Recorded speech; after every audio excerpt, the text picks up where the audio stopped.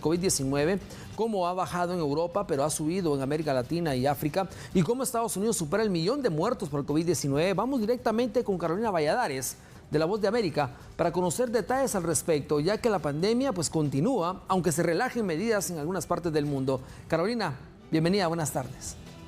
Hola, ¿qué tal? Buenas tardes. Como decís, en el día de hoy, 12 de mayo de 2022, se rebasaron ya el 1.000.000 de víctimas en Estados Unidos a raíz del COVID-19, un país de 330 millones de personas. Así que dense una idea, una víctima por cada 330 personas aproximadamente se ha cobrado COVID-19.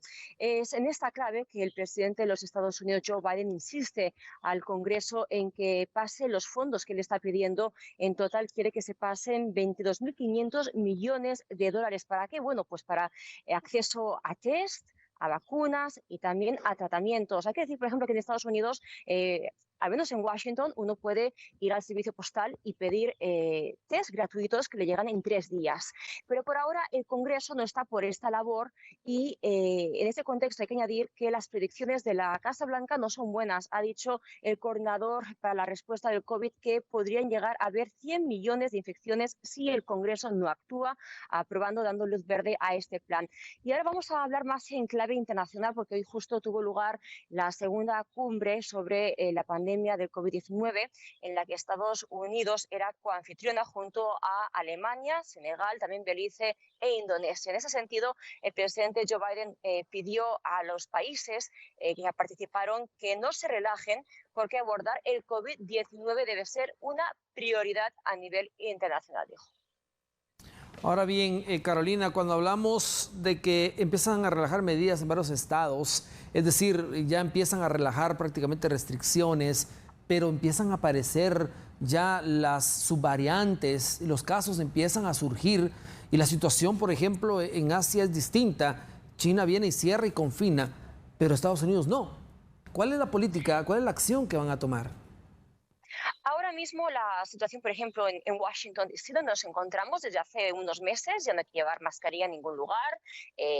Ya la situación se ha relajado. Este ha sido uno de los estados, en este caso distrito federal, con más restricciones.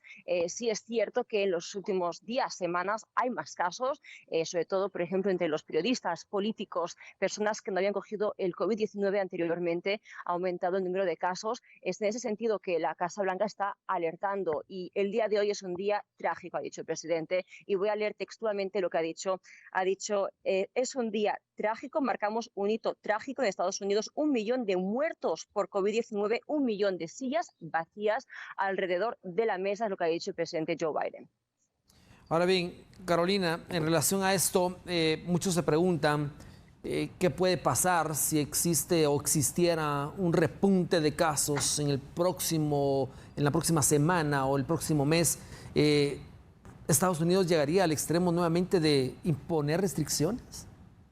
Bueno, como hace unas semanas un juez federal tumbó la normativa que hacía que las personas que viajaban en aeropuertos y en aviones tuvieran que ponerse mascarilla. Esa normativa se tumbó. Ahora mismo en Estados Unidos, por ejemplo, no hay que llevar mascarilla, a menos que la persona quiera, dentro de un avión, un medio de comunicación, tren, autobús, etcétera. Por ahora esta es la situación y depende también de cada estado, ya a nivel estatal, no federal. Están los mandatos federales, luego los estatales, que también regulan, ¿no?, el comportamiento de las personas dentro de interiores, etcétera. Por ahora la situación está relajada. Ya digo, en Washington, D.C., el distrito que ha sido quizás uno de los más estrictos, ahora mismo la situación está completamente relajada en ese sentido. Ahora, por último, Carolina, en relación a lo académico, a lo escolar, sabemos que varios estados pues, ya están normalizando esto.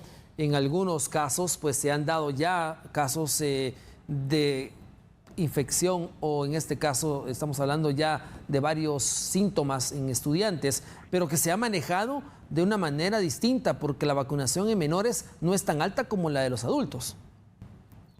Bueno, Estados Unidos fue uno de los países donde antes se comenzó a vacunar y ya están por el segundo booster en los adultos mayores, personas de mediana edad, tuvimos el booster a finales del pasado año. Todavía no se ha hecho nada al respecto. Por supuesto, la vacunación en menores, como en muchos otros países, empezó más tardíamente en función de lo que decía el criterio médico. Se empezó a vacunar, así que siempre va pues algo más demorado. Siempre se está priorizando, al menos en Estados Unidos, desde el inicio de la pandemia, la vacunación para adultos mayores. Carolina, una pregunta más. Son varias que quisiera hacerte, pero con esta termino. Se habla mucho de la situación que la OMS ha recomendado que la cuarta dosis sea solo para personas mayores, ¿sí? Adultos mayores, o para personas que tengan alguna situación congénita, alguna situación de vulnerabilidad, porque no recomienda la cuarta dosis para todos en general. Bueno, aquí lo que sucede, por ejemplo, en el Distrito de Columbia es que te llega un mensaje, un email para los que ya se han vacunado en función del grupo de edad de la persona, en función de la franja que te recuerda, ¿no? Por ejemplo, ya te puedes vacunar, asista al centro médico, a la farmacia, al lugar donde uno puede acceder, incluso en supermercados. Ha habido dispositivos para que uno pueda vacunarse o ponerse el booster, la tercera o cuarta dosis. En ese sentido, por ejemplo, personas de mi franja de edad, todavía no nos ha llegado esa información, por lo que intuyo y creemos que los que se están vacunando ahora con este booster son las personas adultos mayores, más de 60, 65 años, etcétera.